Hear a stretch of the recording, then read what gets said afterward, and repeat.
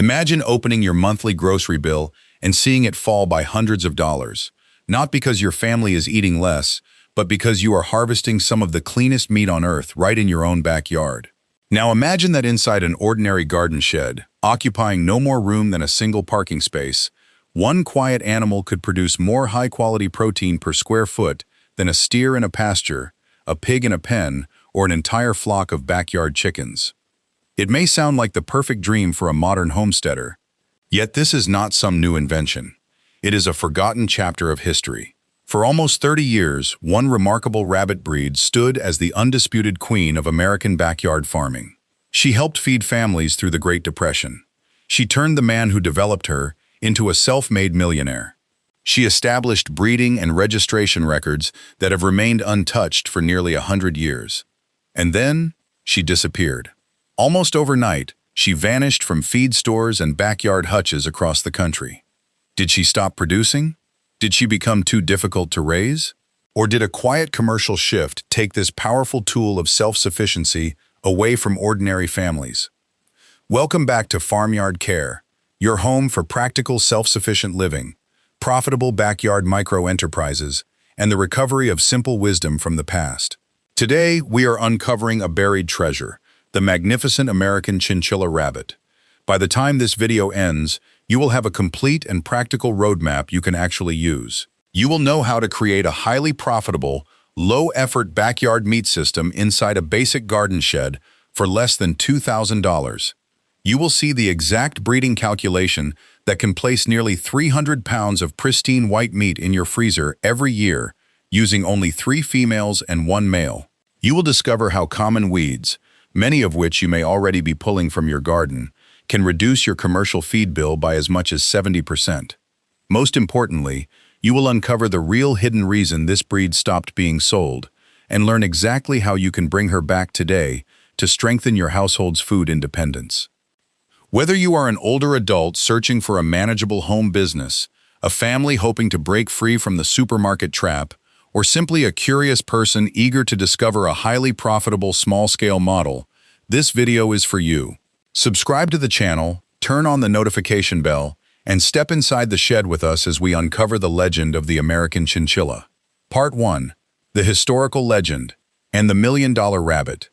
To understand why the American chinchilla is so perfectly suited to the modern backyard, we need to travel back to France in the spring of 1913. There, a French engineer named M.J. Dabowski presented a remarkable new breed at Saint-Maur.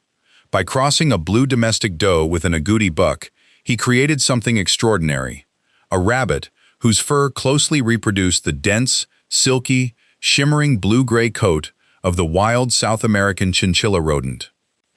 The European rabbit world was captivated. Wild South American chinchilla pelts were so rare and costly that nearly 100 animals were needed to make a single luxury coat. Now breeders had a strong, easily reproduced rabbit capable of delivering that same elegant appearance on a far larger scale. In 1919, a British exhibitor introduced standard chinchillas at the New York State Fair. Among those watching was Edward H. Stahl, a visionary breeder from Pearl River, New York. Stahl immediately recognized the breed's enormous potential, but he also saw one serious limitation. The original French chinchillas were relatively small, weighing only 5 to 7.5 pounds. Their fur was beautiful, yet they lacked the carcass weight needed to become a leading commercial meat breed. Stahl began an ambitious selective breeding program.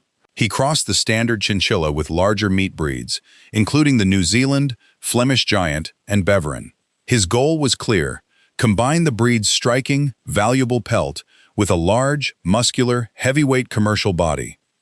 Then, on Christmas morning in 1921, inside his Missouri basement, Stahl's breeding program struck gold.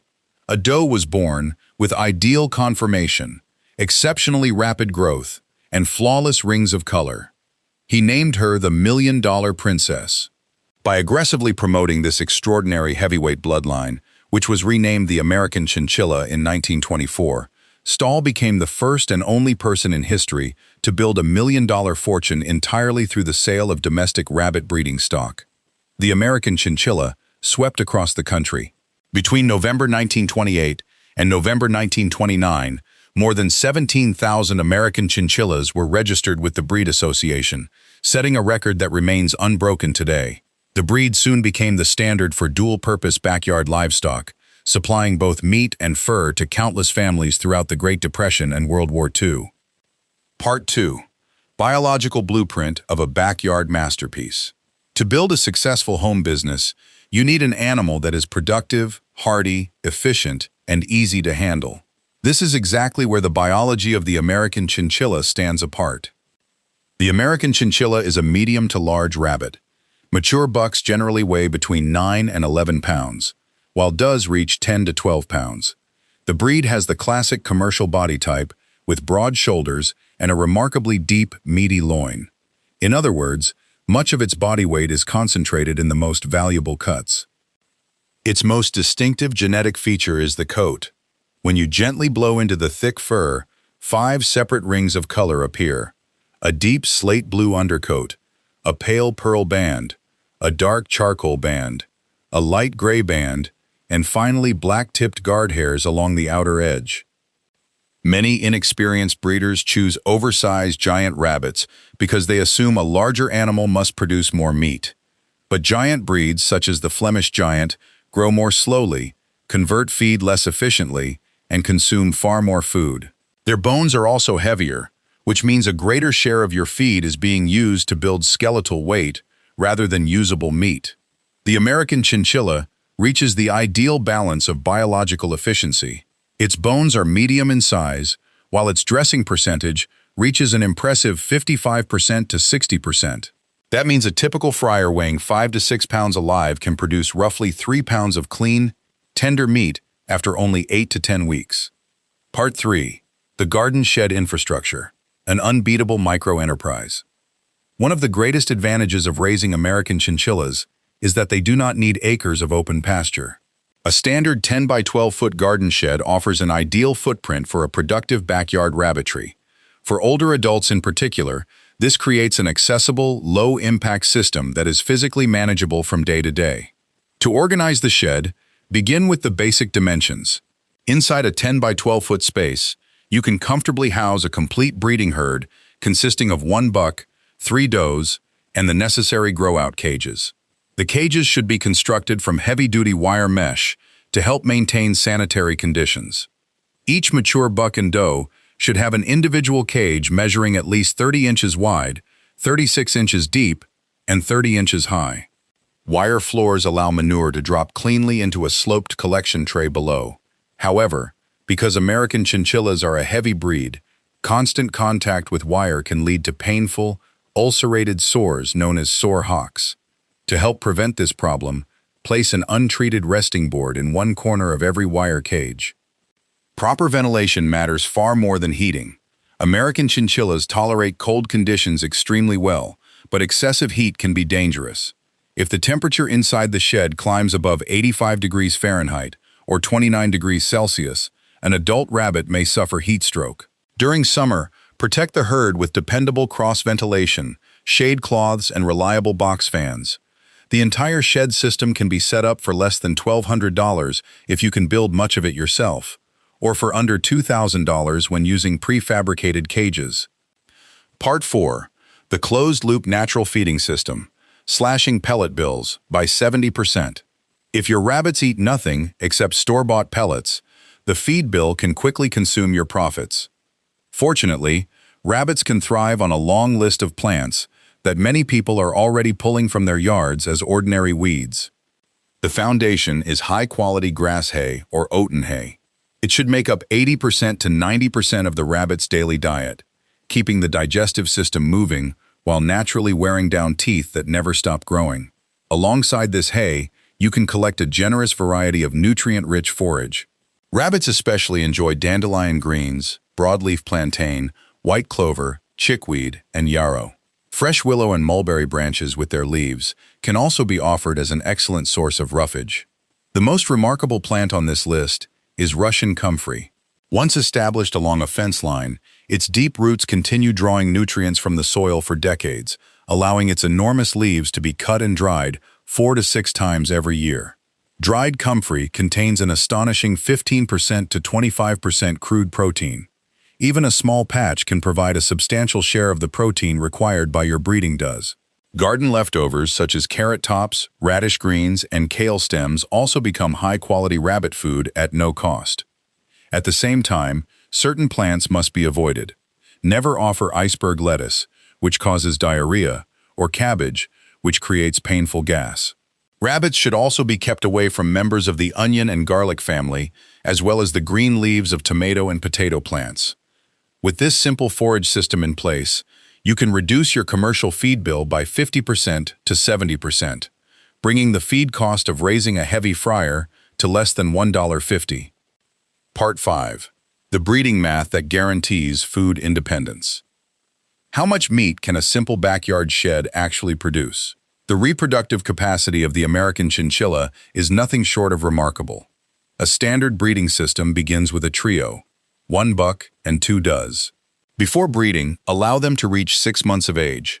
Rabbits are induced ovulators, which means the physical act of mating causes the doe's body to release eggs for fertilization within 10 to 12 hours. When it is time to breed, always place the doe inside the buck's cage. Never bring the buck into hers. Does are extremely territorial and may fight aggressively to defend their own space, potentially causing serious injury to the buck. Mating usually happens almost immediately. The buck gives a small grunt and falls onto his side when the breeding is complete. The gestation period lasts exactly 31 days.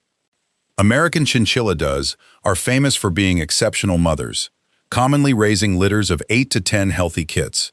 Under a high-welfare breeding schedule, each doe receives 4 to 6 weeks to recover before she is bred again. This allows every doe to raise 4 healthy litters of fryers each year. Now let's calculate the annual production from 3 breeding does.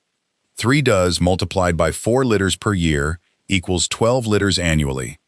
12 litters multiplied by 8 successfully weaned kits equals 96 healthy fryers each year.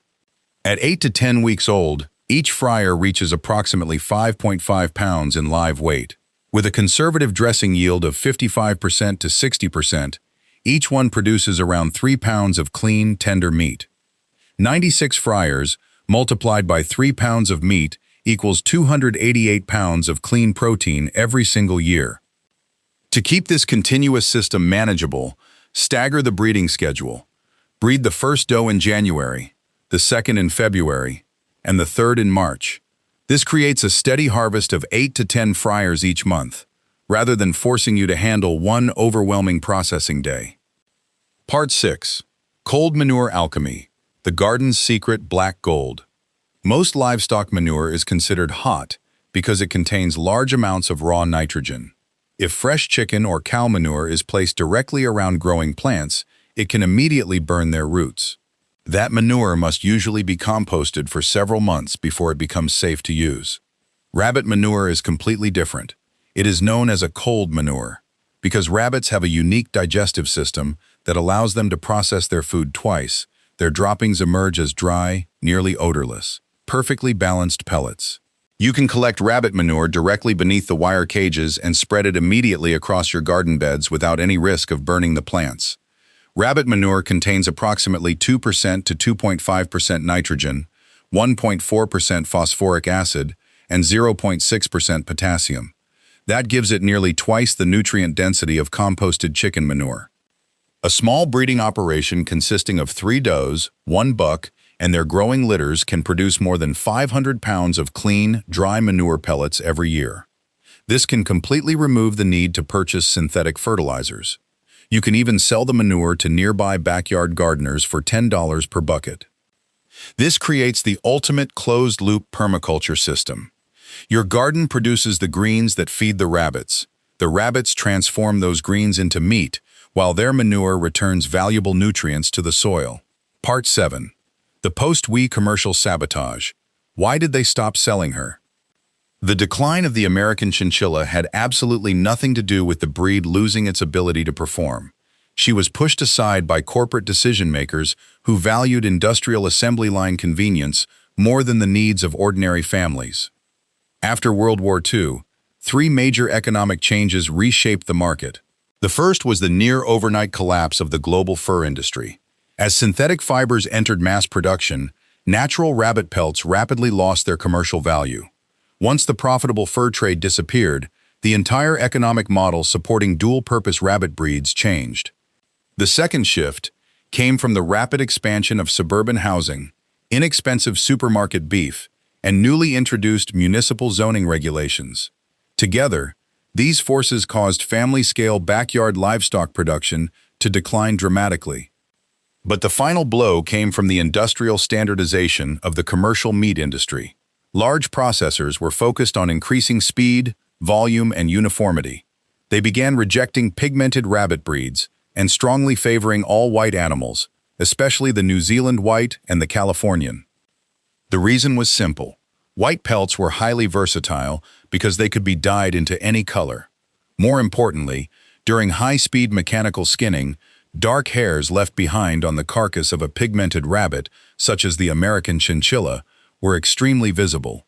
Consumers considered gray or dark hairs on the meat unattractive.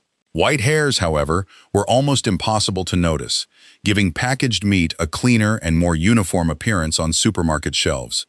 As a result, wholesale processors began paying premiums for white rabbits, effectively removing the American Chinchilla from the commercial supply chain. Only a small group of deeply committed heritage breeders kept the breed from disappearing completely. Industrial agriculture redesigned the rabbit to suit the assembly line. But the traits that benefit a massive processing facility are not necessarily the traits that serve a backyard garden shed. You do not need to produce thousands of identical white carcasses. You need a hardy, gentle, low-input animal, capable of helping feed your family for decades. Reclaiming our food autonomy. History has a remarkable way of coming full circle. Over the last 25 years, grocery prices have continued to rise while supply chains have become increasingly fragile. In response, a powerful awakening has begun. People are looking beyond the sterile aisles of the supermarket and asking themselves, how can I reclaim my independence? How can I secure clean, healthy food for my family? Reclaiming food autonomy does not require owning a 100-acre farm. It begins with small, deliberate, and highly efficient systems. By returning the legendary American Chinchilla rabbit to a simple backyard shed, you are doing more than helping protect an endangered heritage breed from extinction. You are creating a secure, closed-loop food system capable of producing nearly 300 pounds of pristine, healthy meat and hundreds of pounds of organic fertilizer every year. You are choosing quality instead of uniformity, self-sufficiency instead of another monthly bill, and community resilience instead of supermarket anxiety. If you are ready to begin your own backyard adventure, I have created a complete roadmap. The Farmyard Care American Chinchilla Guide includes detailed shed layouts, predator-proofing checklists, a natural forage planting calendar, and a printable breeding log. You can find the link in the description below. Now I want to hear from you. Leave a comment and tell me how much space you have available in your backyard. Do you have a small garden shed, a corner of the garage, or perhaps an old chicken coop that is ready to be converted? I read and respond to every comment to help you design the ideal high-yield layout for your property. If this video gave you value, hit the like button, share it with someone who needs to see it, and subscribe to Farmyard Care. Thank you for watching. And remember, your garden shed is not too small to help feed your family. It is exactly the right size. You simply need to set it up the way the old-timers did. Until next time, keep caring for your farmyard and take care of yourselves.